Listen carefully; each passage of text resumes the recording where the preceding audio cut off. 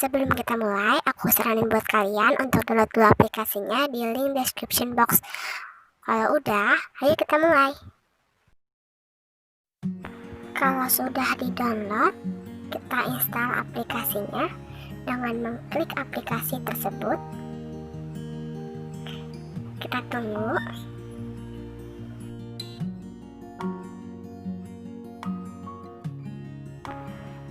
Kalau udah, kita ketik lanjut install.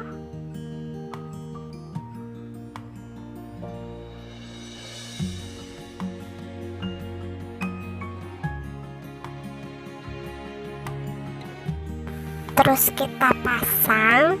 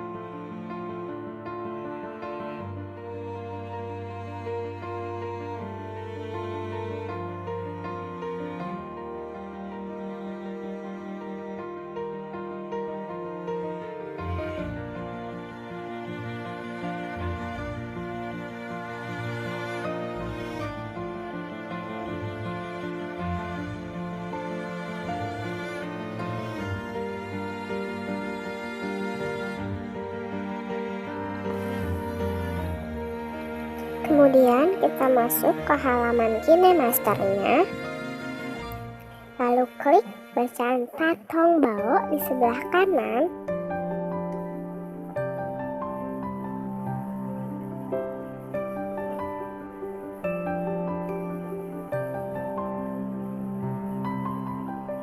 Setelah itu kita slide ke kanan, lalu mulai.